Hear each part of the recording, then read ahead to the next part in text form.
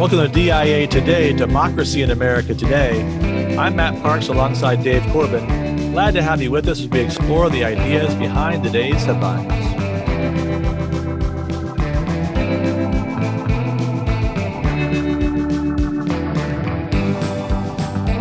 So how'd the first week of Providence go, Dave? It was great. Yeah, it was great to have students back here. A real hot week, over 100 here in Pasadena. Wow. But yeah, they came back last Saturday and have settled in, and I think they're real happy to see one another. So it bodes well for the beginning of the year, and I think a lot of students, if they can, are really enjoying being back with one another. So things felt somewhat normal this week.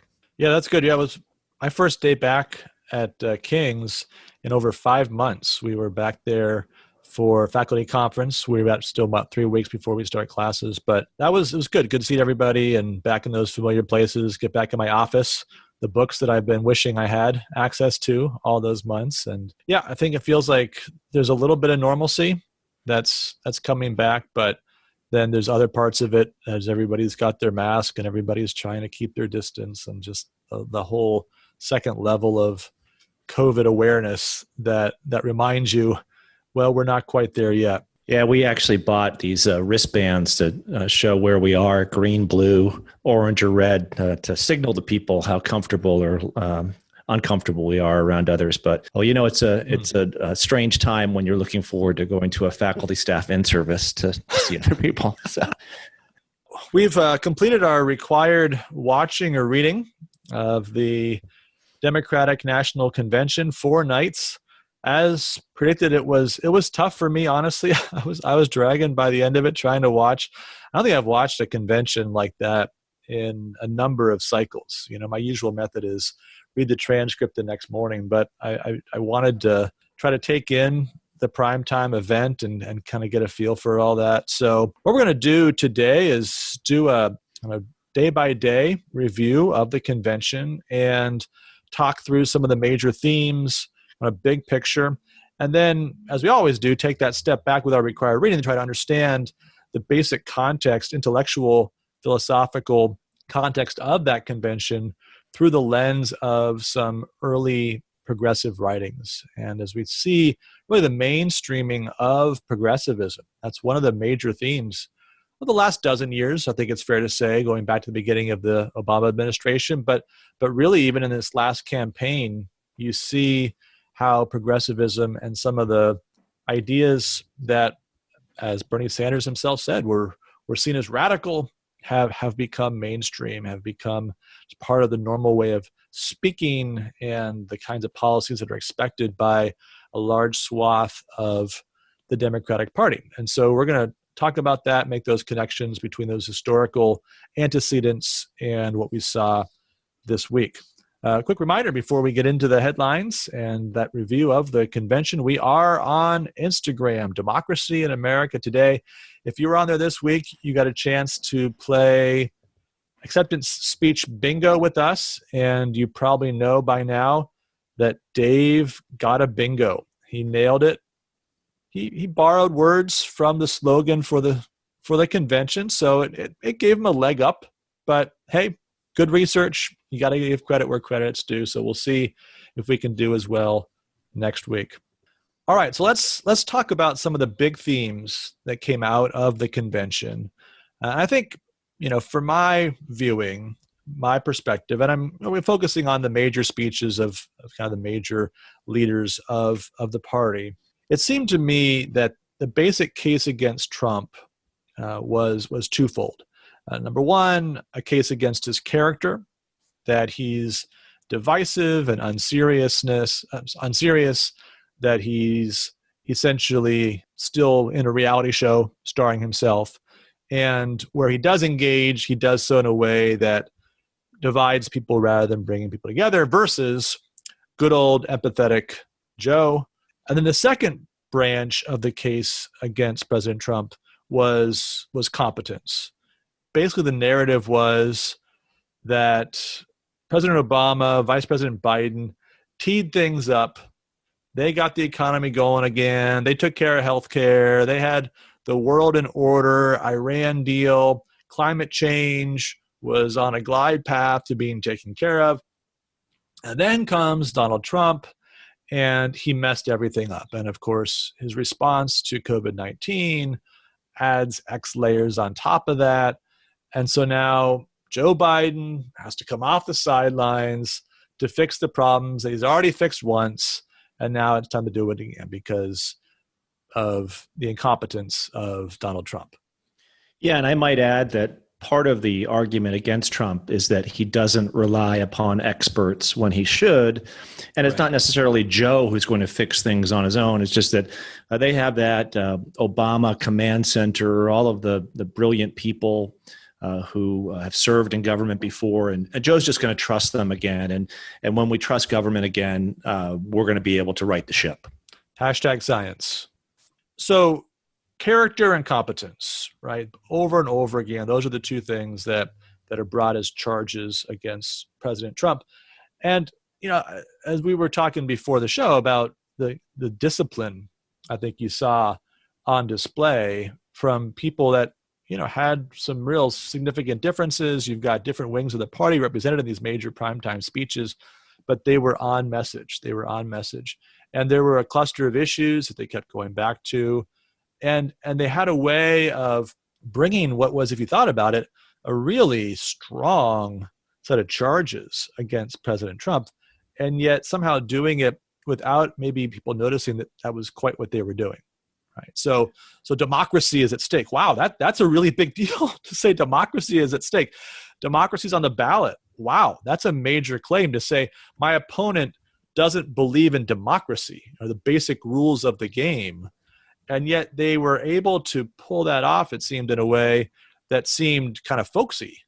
Yeah, if you go, as we will, through these 6 to 8 main speeches, it's amazing how often you'll see our country, our nation, the United States, they really did pull it off very well. That the whole thing was choreographed in a way where you do get a sense that there is something that is being lost here that they unitedly want to return to, and they're not angry, which is so much of what we've seen in some of the protests gone amok. That wasn't on display at all in this convention. So I thought they did a really good job kind of keeping things together, keeping things clean, keeping things positive, even though, as you mentioned, they were making some significant charges against President Trump.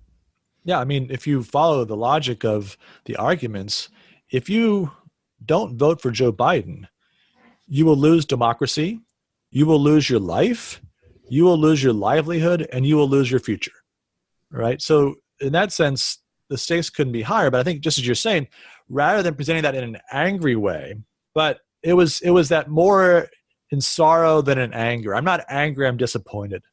That was the tone. You had that in Hillary Clinton, as she was saying how much she wished Donald Trump would have succeeded, but it just didn't happen. And Barack Obama, the same.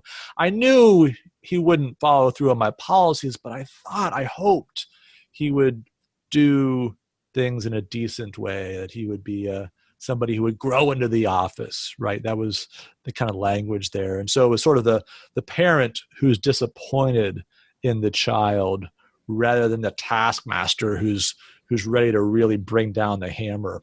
Incredibly sincere. I just so sincere and authentic.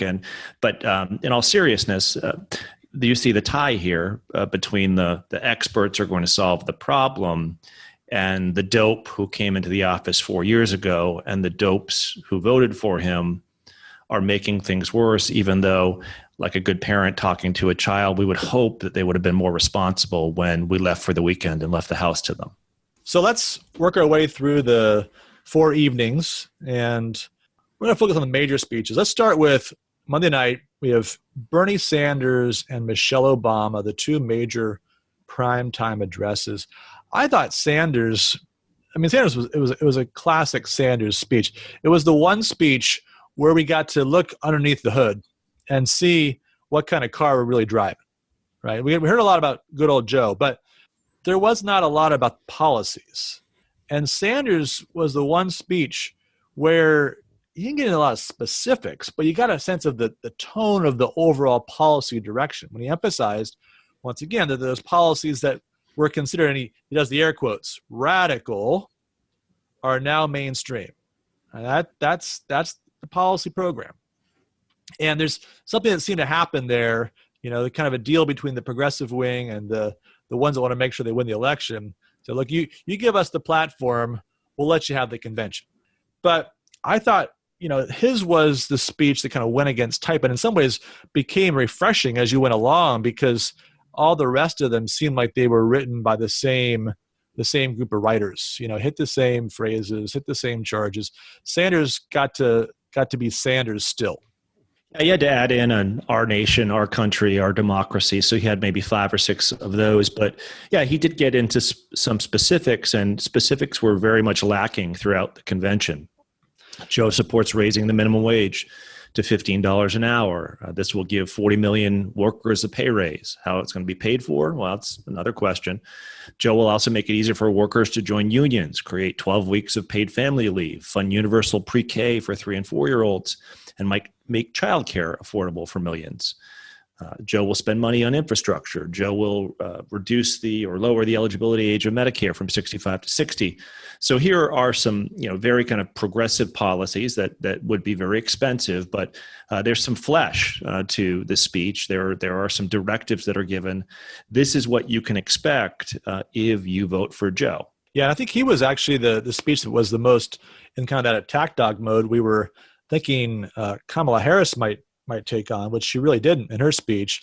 But he was the one that kept using Trump over and over again, 8 times. Trump did this, Trump will do that, versus Joe. All right, how about Michelle Obama? Let's now talk about her speech, the one that wrapped up Monday evening. And this is the speech that really introduced what turned out to be the major theme in terms of what we wanted to say about Joe Biden, namely a focus on his empathy. That was the dominant word in Michelle Obama's speech. I thought it was very effectively delivered. I think, again, this like more in sorrow than in anger. Nobody captured that better than she did. She doesn't even want to be involved in politics. She hates politics.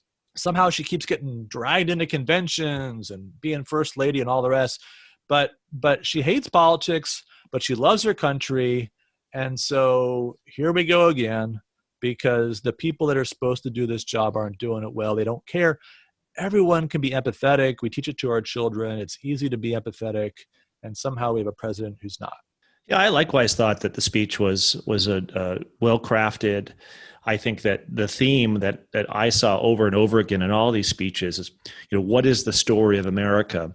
We who are of the Democratic Party, we who are of a progressive mindset, we're not rejecting the story of America. We want to embrace it, but we want to embrace it to its full realization, a realization that's been taken off course in the last 4 years by this awful, incompetent man.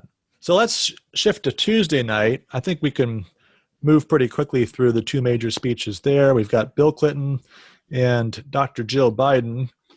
We had asked the question whether Bill Clinton would apologize for anything, and of course he didn't.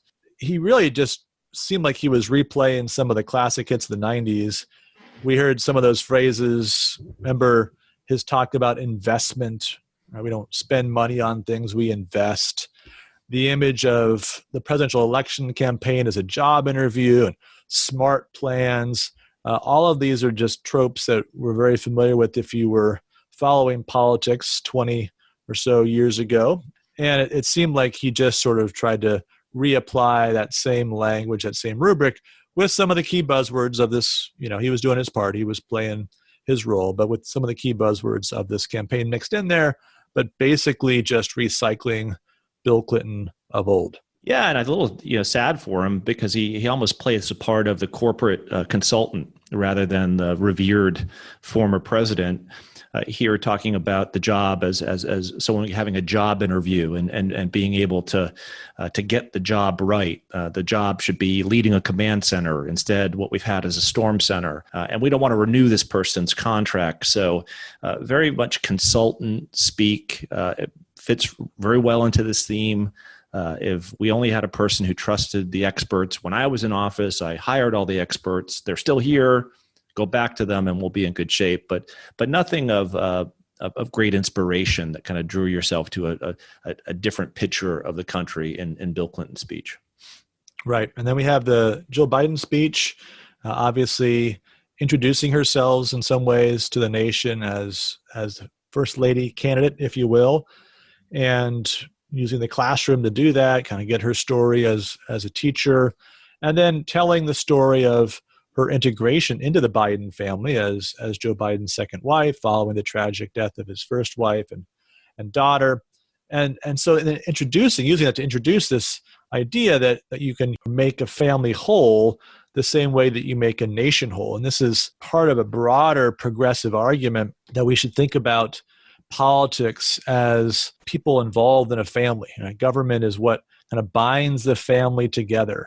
Yeah, and if you, I think, read closer, there's an intellectual disconnect in making that argument. So we are to applaud, I think rightly, Joe Biden returning home every night to Wilmington, Delaware to put his sons to bed.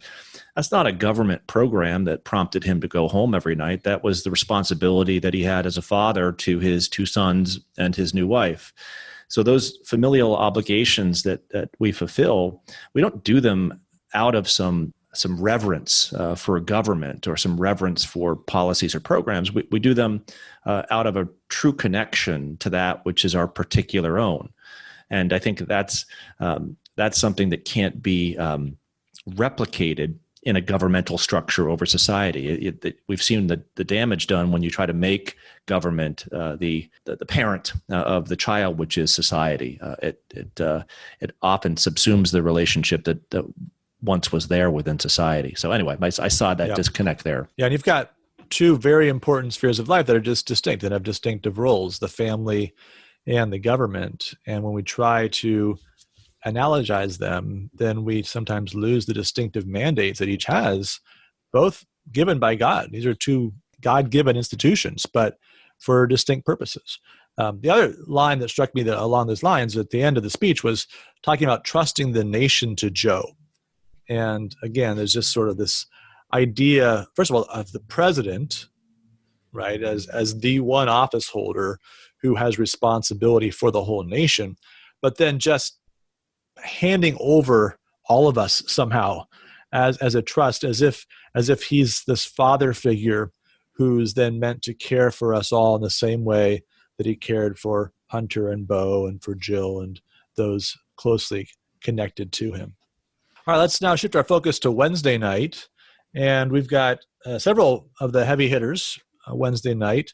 Hillary Clinton, of course, spoke, as did Elizabeth Warren, Barack Obama, Kamala Harris, accepting the vice presidential nomination. Maybe just a few thoughts on these speeches. I think Hillary's speech was, again, kind of similar to her husband's in that you sort of felt like we've been here before.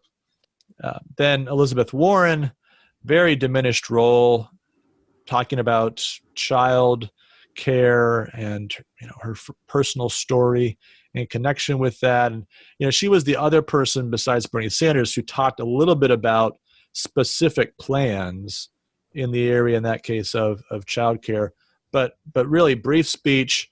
You thought about somebody that might have been vice presidential nominee and kind of gets pushed to the sidelines. Even though she's got this primetime slot, it sort of felt like a much diminished role for her from what might have been. And then Barack Obama obviously comes up, second to last speech, longest speech of the evening, and really brings the kind of indictment, I think, that only an ex-president could against the sitting president. You're just not up to the job.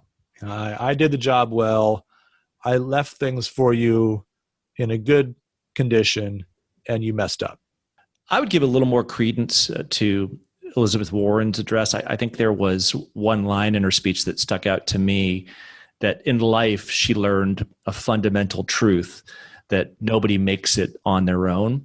And I think that line is kind of tied back to this notion that we were just discussing about a government that empathizes with you, that you can't make it on your own, so you have to turn to government, and we'll have to turn to Joe to hold the nation together, to heal it, and so on. And that we're going to trust Joe and his team of empathizers, his team of planners, which works well, with Warren's "I've got a plan for that" to make the country right again. So I likewise found Hillary's speech to just lack any authenticity. I think that it's just amazing that time and time again that it just falls flat. And I don't think that's simply for me. I think that many people hear the speech, and after one point she said, I really wanted the president or Donald Trump to do well. I meant that. Like she had to actually prove, right, that I really mean that I really wanted him to do well. Please trust me. Yeah. Woman doth protest too much, but I think that is just clear in her speech. And I wasn't impressed with President Obama's speech, but I just knew the next day when I woke up it was going to be the best speech ever given. His oratory is amazing. If we just could get back to a time where he was there, and I didn't sense that from what I read of his speech. I will say this, however, if you're looking at the kind of intellectual dynamics at play in the whole convention, and the notions that we'll talk a little bit about later in the required readings, I think you see a great cognizance of those readings and an intention in Obama's speech that you might find lacking in other places. So, but that's how I would make out Wednesday evening. Okay. Yeah. And of course, then we have the last speech of the night was the Kamala Harris acceptance speech. And as we said before, it wasn't really that attack dog speech that we anticipated, as often we get from a vice presidential candidate, much more autobiographical. There was only one mention of Donald Trump, and it really focused on, I think, connecting her story to the broader story of civil rights. That seemed to be how she was trying to weave it all together. And then especially using the image of the beloved community, which was at least popularized by Martin Luther King Jr. in the 50s and early 60s, a number of speeches and writings. The idea of after nonviolent protest, what happens? Well, if you do it right, you actually bring about reconciliation. Yeah, and then that works into the most famous quote from her speech, that there's no vaccine for racism. Well, that's very true. There's no vaccine for racism, and we don't need to read Shakespeare's Othello to see that. We don't need to see, but we could, all of the ugliness through human history that shows what racism is. But if that's part of that thing that is sown into human nature, is there a hope that somehow the Biden-Harris administration is going to, without finding a vaccine, find a means to work to undo racism forevermore? That's a seminal challenge in every human age. We can't trust a series of experts to come up with something that's going to overcome that. That has to, I think, as you've just mentioned, be an individual act produced by teaching that individual, encouraging that individual to have the right character, but it's going to take that individual to do that individual forgiveness on that particular basis. It's not going to be a government policy or a program that encourages that result. Yeah, so the last night of the convention, of course, we're just going to talk about the speech of Joe Biden as he accepted the nomination.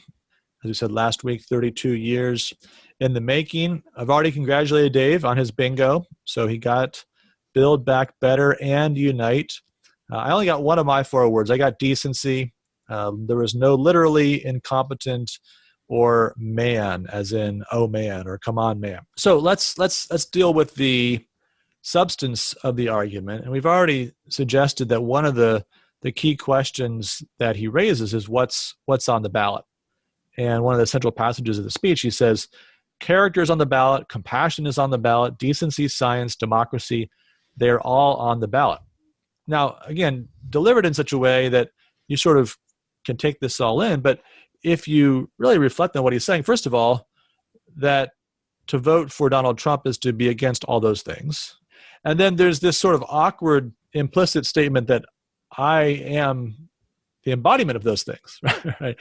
Whatever me means democracy and character and compassion and decency and science.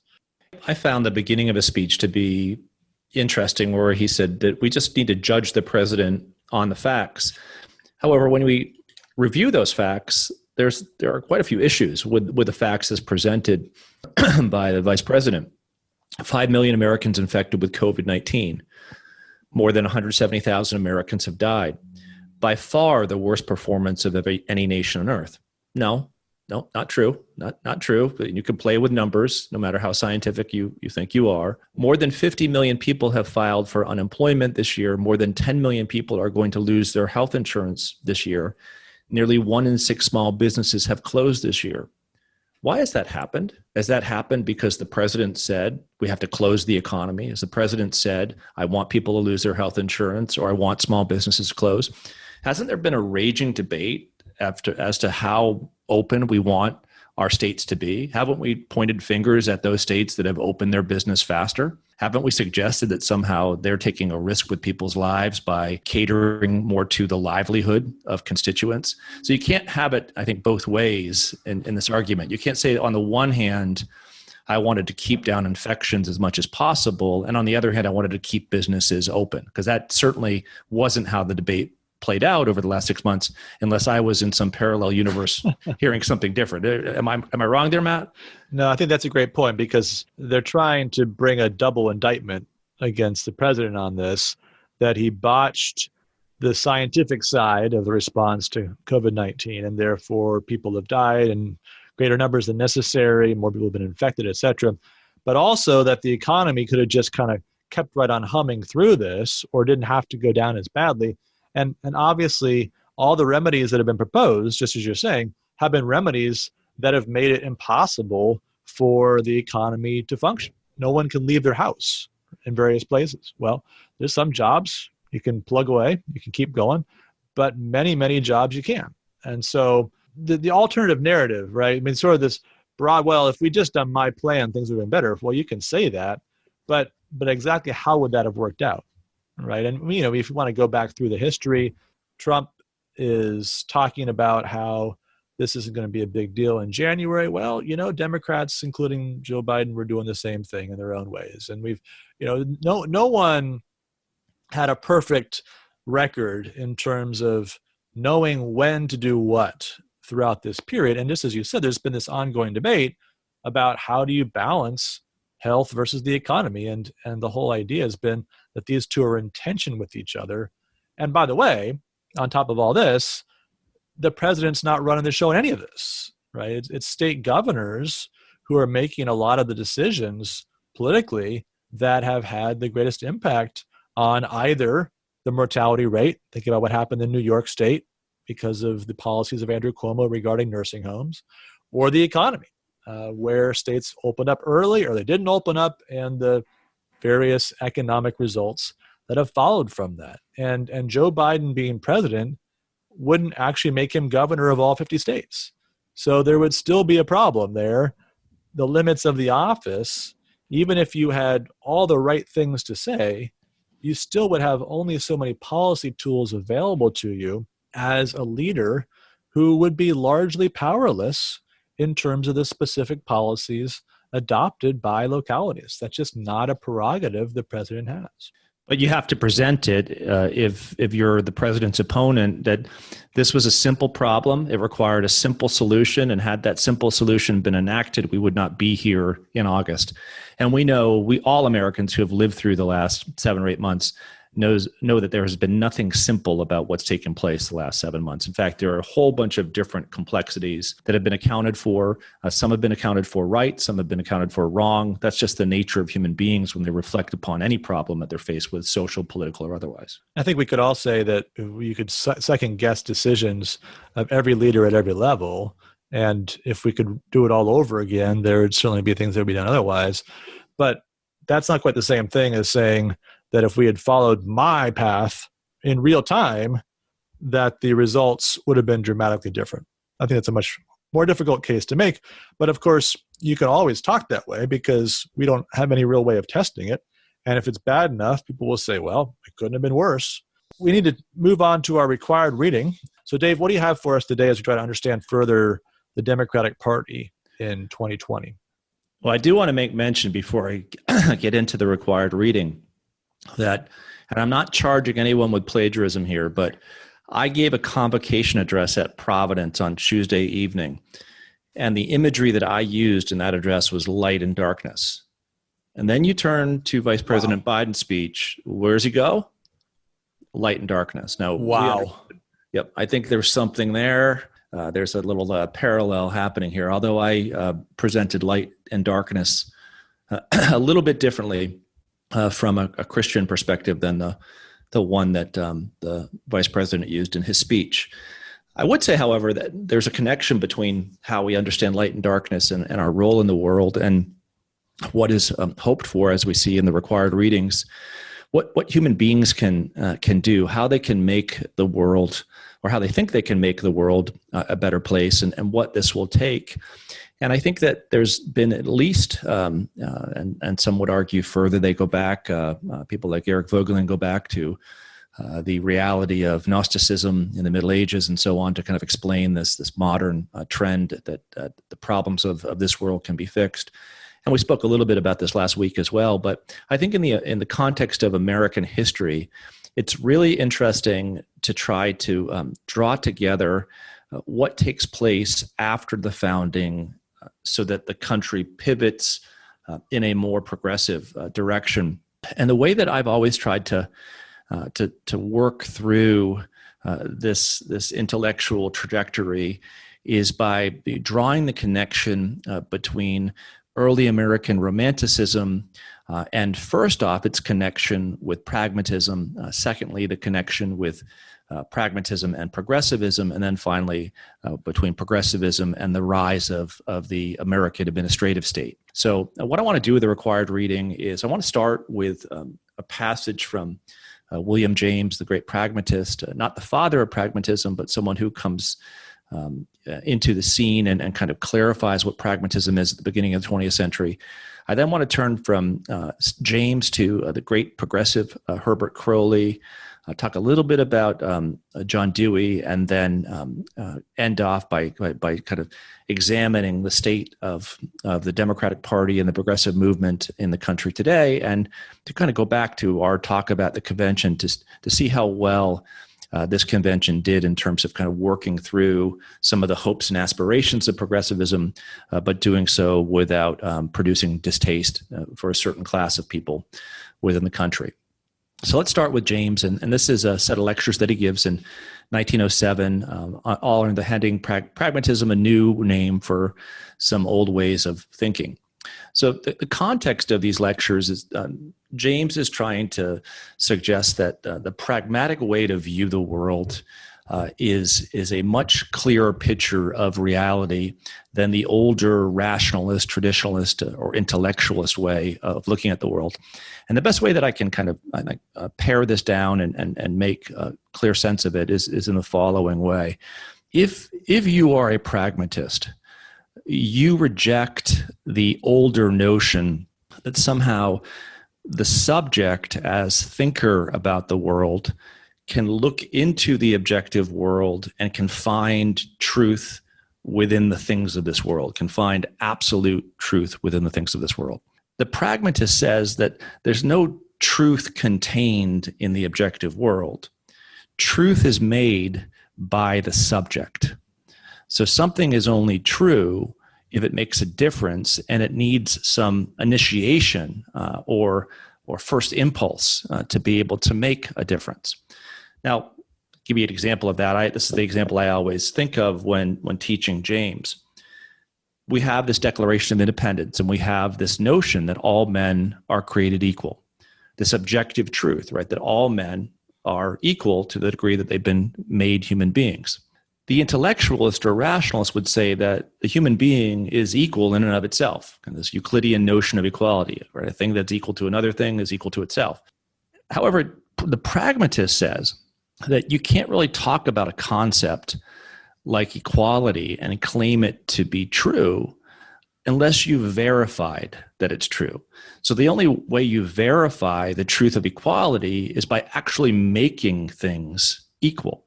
Right? Equality is something that we produce. It's not something inherent in the nature of man.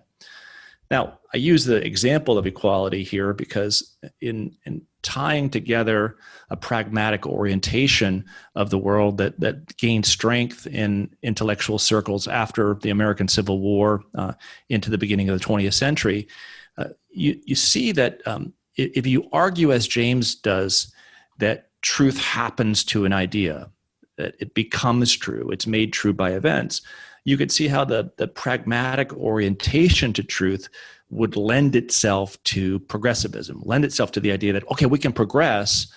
We have to start making things happen. We have to start bringing into the world something effectual. We have to make the things that we believe true by making them true. And I don't think there's any better progressive who fairly describes where the country had been up until that point on truth and equality and democracy and the promise of American life than the father of progressivism, Herbert Croly, who writes this grand book titled The Promise of American Life in 1909. The book is special for a variety of different reasons. One, I think Croly does an amazing job giving a fair accounting of the individuals who had initiated the American Republic in the first place and had guided it over its first 120 years. But he gets to a certain point in the book where he wants to encourage his fellow American to a higher American patriotism. He says that we need to have an imaginative projection of an ideal national promise. Now, Matt, when I say that, an imaginative projection of an ideal national promise, did you see that on display in this week's Democratic National Convention? I think that was one of the key themes. There was, in contrast to the more radical left that we're seeing in the streets in Portland, among other places, where it's basically burn it down and there's nothing redeemable in the American tradition. That wasn't the story. You had President Obama, for example, at the Constitution Museum with a little opening riff on the Constitution. And there was always the qualification, well, of course it wasn't perfect. Of course there were problems. Of course these groups weren't properly accounted for. But in the spirit of this, we move forward. In the spirit of the ideals. Yeah, and it works in perfectly with where Croly goes in this essay. He says the only fruitful promise of which the life of any individual or any nation can be possessed is a promise determined by an ideal. So it's a forward-looking ideal that you're moving toward, and you did see in President Obama's speech that we're heading towards this ideal, this North Star, and that's what we were trying to do when I was president, and that's what Joe will do again if you elect him in November. The problem, Croly would say, is that as long as Americans believe they're able to fulfill their national promise simply by securing political rights, they will not aim and aspire towards that greater ideal. The problem, Croly would say, with Americans of the 18th and 19th centuries is that they were too satisfied. They believed that in declaring independence and putting into place a federal constitution and trying to have a just administration of our affairs, a constitutional administration of our affairs, they believed that they had made it, that they had fulfilled the promise of democracy.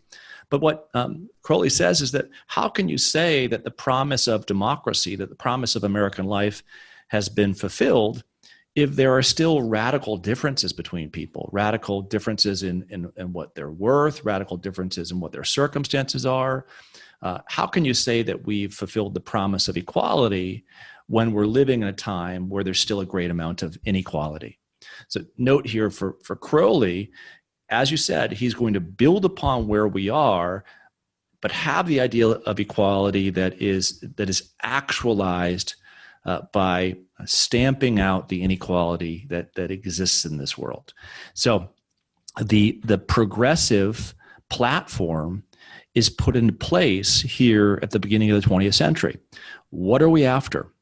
We're after putting into place an administrative state that can undo the injustices that are present within American society as long as inequality exists within American society. That's a massive project, but one that would truly inspire people to do the right thing, to give them purpose for their existence. I do think that we see that in the DNC speeches, this forward-thinking progressivism that gives people a reason to be. Yeah, Joe Biden's word was possibilities, but I think it captures the same idea that is embedded here, that all is possible. You can achieve things that haven't been achieved, and these promises can be unpacked and further realized over time. So what could be wrong with this dream of things? What could be wrong with this progressive vision of fulfilling the promise of American life? Well, here's another great aspect of Croly's thought. He recognizes what he's up against. He's up against an American mindset in which we as individuals want to believe that we're successful because we made the right choices, we did the right things, we developed our character. And Croly says that as long as that is present within your mindset, you may be satisfied with achieving something on your own and not wanting kind of this greater national or collective ideal. So Croly has this very interesting statement after he puts forward this progressive ideal. The chance which the individual has to compete with his fellows and take a prize in the race is vitally affected by material conditions over which he has no control. It is as if the competitor in a marathon cross-country run were denied proper nourishment or proper training and was obliged to toe the mark against rivals who had every benefit of food and discipline. Under such conditions, he is not as badly off as if he were entirely excluded from the race. With the aid of exceptional strength and intelligence, he may overcome the odds against him and win out. Here the key quote. But it would be absurd to claim, because all the rivals toed the same mark, that a man's victory or defeat depended exclusively on his own efforts. So here really is the juxtaposition for the progressive. We as individuals tend to want to think that we're successful because we did the right thing as individuals. The progressive wants us to aim towards a progressive ideal. What's it going to require for us to get to that progressive ideal? We're going to have to give up on the pride that we have in our individual circumstance, our individual nature, and our individual exertion. Only by doing that will we be able to move forward and fulfill the promise of our society. And I think there's something to that in the year 2020, right? When you look at Americans today, how many of us as Americans, when our children go off to college, want to pat ourselves on the back for the good job that we've done as individuals? How many of us really get some sense of pleasure and fulfillment by thinking through our lives and kind of patting ourselves on the back for who we are? I mean, when you look at the Oval Office today and you look at President Trump, probably the thing that annoys most people about him is he's so exclusively bent on making the claim that he as an individual has done X, Y, and Z. So in many ways, Trump is kind of rightfully considered to be a progressive nightmare. What would you say about that? Yeah, I mean, I think this is where what Croly is really doing is redefining for us the idea of equality of opportunity. And so often people think about, well, I'm for equal opportunity, but not equal results. But what Croly says, well, if you really mean equality of opportunity, then let's think about that more fully. Because if you think about this marathon image, or I think about it in class, sometimes I use like the image of a 100-meter race, right? 100-meter race in the Olympics is my favorite event. I mean, it's just pure speed. It's just human excellence. It's amazing. And when you get down to the finals for that, I mean, you've got the 10 fastest people or 8 fastest people in the world. And, you fire that gun, whoever crosses the finish line first gets the gold medal, no questions asked. And if you imagine a different race where you've got, Usain Bolt, and then you've got, an 80-year-old man with a walker and a 3-year-old child, and, you sort of multiply the different range of options there and you say, okay, fire the gun, let's see how it goes. Well, it becomes absurd, right? It no longer really seems like a contest you'd want to cheer for, you'd want to applaud. It doesn't elevate. You sort of think, well, this isn't a fair race. And so that's the kind of argument that he's making there. And, this has a long history that goes along with it. John Rawls picks up on this 50 years, 60 years later, and really wants to argue that all of the qualities that we have are essentially arbitrary. Now, there's a Christian version of this, right, where you say, no, they're gifts from God. But the secular progressive version is they're entirely arbitrary. And so you have no claim, based upon whatever qualities of character you have or the circumstances. Today we use the word privilege, right? The privileges you've been given. All those things are entirely arbitrary from a moral standpoint. And so if you're doing well, it's probably because of all the different things you were given, not the things that you actually earned. Correct. So Croly closes the book and it establishes the remedy by suggesting what?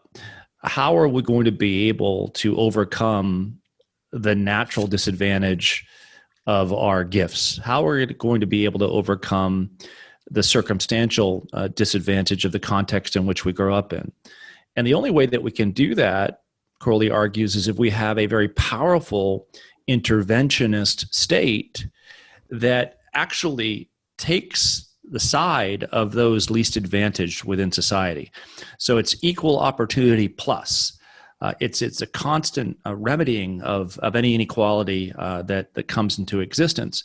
And this, I think, has been a lot of what we've seen in 20th century American public policy, this intervention at play, this trying to kind of equalize things wherever you can, not a perfect equality, not a Marxism, because there has to have been a compromise struck between that idea of the American individual and the progressive ideal. So I think the best democratic politicians have been able to sell progressivism without upsetting those of an individualistic orientation, which is why I want to turn in my third reading, which is very, very short. It's a passage from Paul Johnson's great book, Modern Times, a chapter titled The Last Arcadia, in which Johnson references the philosopher John Dewey, and John Dewey's warning to his fellow East Coast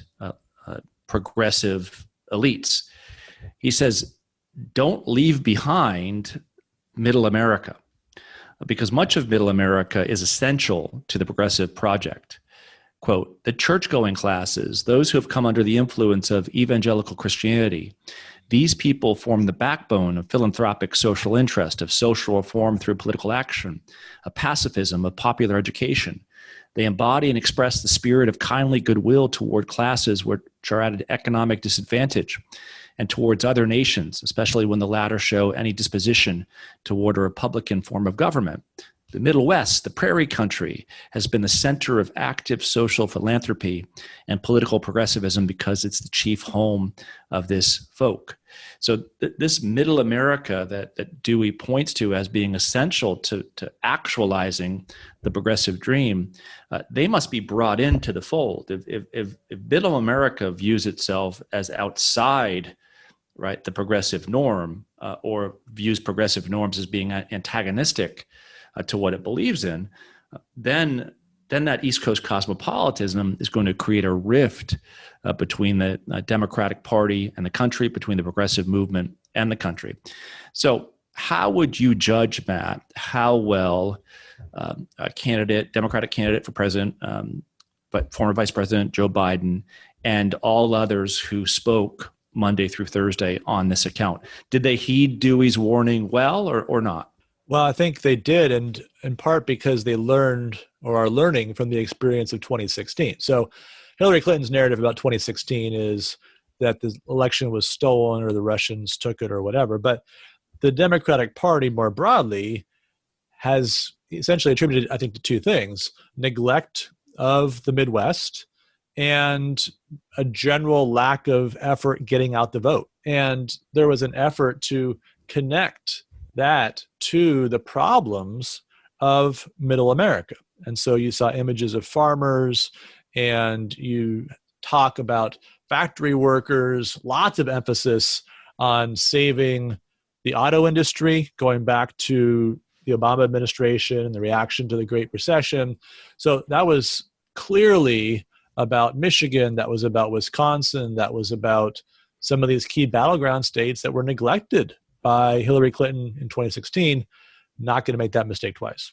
Yeah, and I think that the best piece I saw covering this week kind of hit upon this point as well, that Joe Biden did a good job in his nomination speech. He rightly said that while he's a proud Democrat, he'll be an American president. But this examiner piece also mentioned, well, if that's the rhetoric of the convention, but those aren't going to be the policies that you pursue as president, at what point will the policies you pursue upset that portion of middle America? And what it made me think of, the one scene that I thought was most poorly done in the whole convention was placing Jill Biden in the empty classroom and suggesting to us that we ought to be empathizing with the teachers who no longer can teach the children in school. When in reality, I think a lot of empathy should be showered upon the parent or parents who are trying to make ends meet right now and who are having to school their own children and still have to pay a great level of taxation in order to pay for an educational system that is very inadequate when you're doing it online.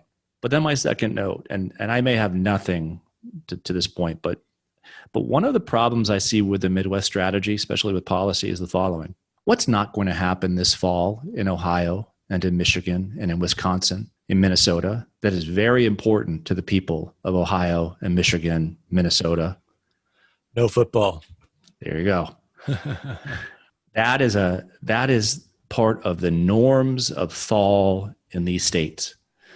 And that may be something that as we move closer and closer to the election, if that point is emphasized, that may be a point where the tension becomes very real between the rhetoric of the convention and the reality of life under what might be the next Democratic administration. Do you want to live or do you want to defer to an apathetic government that does not allow you to live? Right. And I think the other policies part of that is going to be the way that the Green New Deal or the climate change type of programs get translated into policy, because I think there's real questions about whether Western Pennsylvania is going to get on board with the Joe Biden campaign once some of those policy specifics start to get out there. And you think of other parts of the Midwest as well that have deep connections to non-renewable sources of energy. So yeah, I think there's a rhetorical strategy here that was effectively carried out. The question is, will the policies match that, and can that be kept up through this fall campaign season? All right, well, that means it's time for us to open the grade book. And today we're going to take a look at some of these new traditions that may have been launched by this first online, virtual, whatever you want to call it, national convention. So, they had to reimagine this whole thing without the throngs, without the crazy hats, without the confetti and the bands and all the rest, and a lot of production effort that went into that. So I want to talk about three of the things that were leading trends, it seemed like, in the way they were trying to execute this, and see what we thought of those. So number one, at the end of Kamala Harris and Joe Biden's speeches, obviously there's no big crowd to erupt into applause, but they have these kind of walls of people on Zoom, and they all start clapping. You can tell it's a little bit awkward because they're just clapping on their couch in their living room really loudly, and they probably can't see everybody else. I'm not sure what they're looking at, and then meanwhile you've got on stage, right? There's Joe Biden or there's Kamala Harris trying to do their thing where they kind of clap back at people or they wave or they do that point the finger at somebody in the crowd and, oh yeah, smile. Hey, there's Bill, whatever that. So, virtual crowds, right? What do you make of the virtual crowd? Do you do the Zoom thing? Do you have to have a crowd? Or if you can't have real people there in person, do you just let it go? What do you think, Dave? What would you grade the Zoom wall of supporters? I'd grade that a D. I've seen some concerts over the summer that have been Zoomed where there is a performer who's just outstanding and the people who are watching are kind of moved by the music and react. And it's just much more natural. And I think, part of stagecraft and politics today is so artificial anyway that it just seems that much more artificial when you're bringing in this other virtual audience. So I give that a low D. Yeah, I agree. I didn't think it really worked. There weren't enough people, so it felt like a very small crowd, and everyone on both sides of it just felt like they didn't quite know what they were supposed to do. I would say that the Republicans should try something else. Either have a small crowd of people that are actually there, socially distanced, whatever you got to do, or just not have that applause thing at the end of the speeches. Fortunately, as teachers, we don't have to worry about getting applause from the Zoom discussions we're having, right? We just want, to see people awake on the other side of things. Right. And we can point at them. Hey, you're awake. Yeah, great. Yeah. Got 17 people awake, 3 asleep. Good. Yeah. Batting 85%. That's right. Yeah, that's right. That's a pretty good morning. Okay. All right. Number 2, we've got the award show type hosts. So each night you had a different Hollywood actress who kind of hosted the primetime thing, did the transitions between speeches, depending on who they were, threw in a few jokes or comments, political comments. Is this something that the Republican convention should be looking to emulate? Kind of depends for me, like who you're going to invite for hosts. I mean, do you have people who are actually funny? Do you have people who you want to see? I mean, most of the people that were there this week are not really individuals that I'm drawn to. So I don't know. Maybe it works, if you know these people and admire them. But I'll give it a C in my case because there's nothing there for me. Yeah, I thought it was awkward. These are great actresses, but it still wasn't a great format for them. I'm not really into the whole award show scene as it is. Republicans, I would say, definitely steer clear of this because, we know the list of actors that are available for a Republican convention. And so it's on one hand, really. So right. So they all made that movie a few years ago, and they're all kind of known within some small circles, but I'm not sure that's going to be your most effective. Maybe some country music stars. I don't know who you've got, in your Rolodex, but it's not the same A-listers that the Democrats have available to them. But I do, on that point, want to just note that you just said Eva Longoria was a great actress. So I want to make sure that we have you on record having stated that you had mentioned that, and she was one of the hosts. So okay, maybe I should qualify my remarks. To be honest, I don't think I've seen any of them, but Julie Louis-Dreyfus, of course, and many Seinfeld episodes. But she's very good. But the other 3, I don't think I've seen any significant body of their work. But I'm trusting that they made choices among the many talented actors and actresses that they had available to them, who would have no doubt been willing to take on this task. It was amazing. We didn't know before this convention that Hollywood was in favor of the Democratic Party. That's just a great. That was weird, wasn't it? Epiphany. That's right. All right. So I think we've graded that one low as well.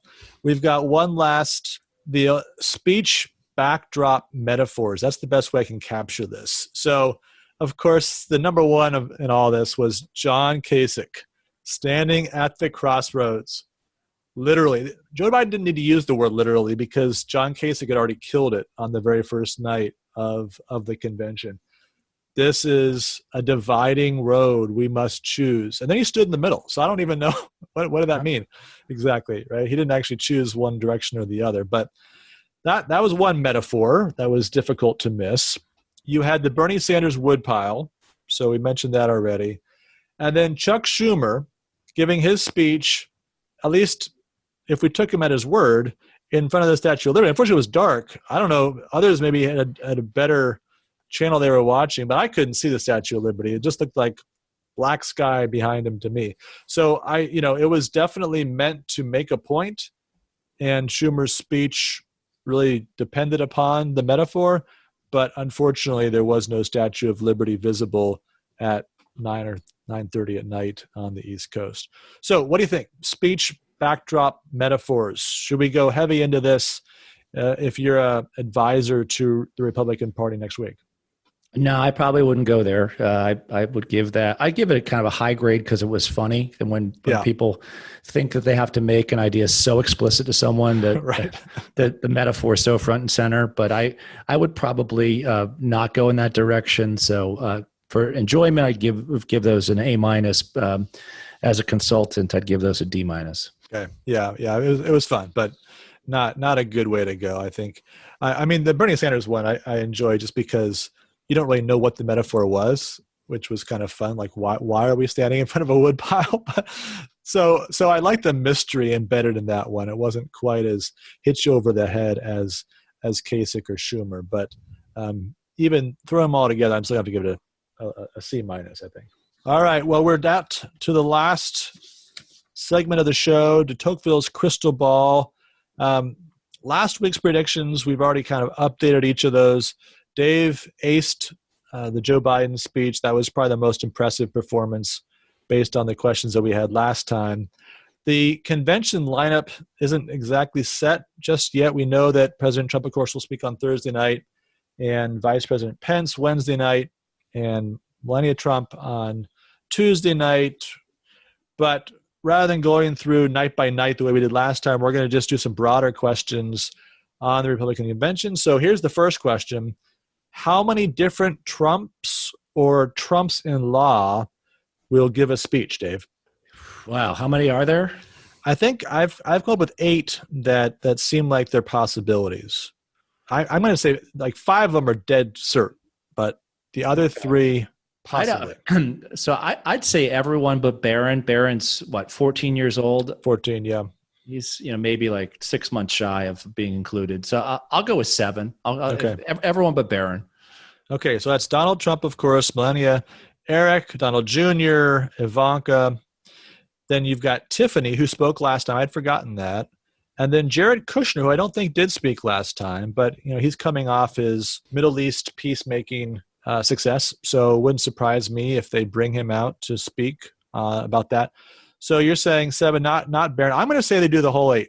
I'm going to say Barron's going to have some small role, but they're going to bring him out there. Maybe he'll nominate his dad, or he'll do something that'll bring him into the ceremony just a little bit.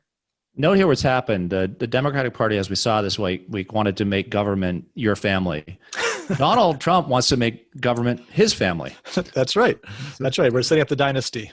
Good. Okay. If the Clintons can do it, the Bushes can do it. Why not the Trumps? All right. Second question. Which of the following words will be in the New York Times or Washington Post headline of the article covering Donald Trump's acceptance speech? Okay. So which of the following words will be in that headline, either the Washington Post or New York Times? Here's your choices. Combative, divisive, blasts, attacks, hits, dark, and base. I'm going to just have to try this with all these words. Playing to his base, President Trump made dark attacks in a combative and divisive manner against the Democratic Party. I think I got 6 of those there. Maybe it's not. Pretty good. I don't know if that's a headline. Right. Might be your first sentence. Sure. Okay. But I think you have the list right there. But at least 4 of them will be in that headline. All right. Yeah. I'm gonna single out. I think combative. They like combative because it's negative, but not super partisan negative. You can sort of get away with it as the paper of record where democracy avoids the darkness. I think we're going to get dark, though. There's been a lot of references to him being dark, and of course that would be a nice nod to the Biden imagery. And then I'm going to say attacks. I'm going to say combative, attacks, and dark are the three words there. Okay, so then we've got to do our equivalent of our bingo board from last time. Give me 4 words that aren't part of the convention theme or the official slogan. Thanks for clarifying that. Okay. Yeah, well, I want to have a chance to win this time. Sure. Okay. So 4 words that aren't a part of the official theme or slogan that will appear in Donald Trump's acceptance speech. Now, one further twist, and 1 word we might expect to be there but won't. All right. So my 4 are mob, lawless, hate, radical. Okay. And 1 word that you expect to be there that won't. All right, I'll tell you what mine are while you think about that. Okay. I've got anarchists, so that's going to be kind of play off your mob. Protect from the lawless. Mars, I think he's going to talk about Mars. I think there's going to be something about everyone says there's no agenda for the second term. I think Mars is going to be that agenda, part of that agenda. And then stock market. He loves to talk about the stock market. And the word that he's not going to mention, that we're going to expect him to mention based on last campaign, is wall. I think we're going to lay off the wall. Not a lot of walls been built, and I'm sure he's not going to want to draw attention to that fact. Yeah, I like that. That made me think. Maybe the word that I would leave out is immigrant. So immigrant won't make its way into his speech. Okay. All right. Well, we will see. We did okay, I think, with our predictions last time, but we've got some work to do. Our crystal ball predictions are not perhaps the most accurate part of the show, but maybe the most fun anyway, at least for us. So that's going to wrap it up for this week. Thanks, as always, for listening. And we'll be back with you, Lord willing, next week talking about the Republican National Convention. In the meantime, please remember to subscribe and review the show on Apple Podcasts, Google Podcasts, Spotify, and Stitcher. And don't forget to connect with us on Instagram at Democracy in America Today.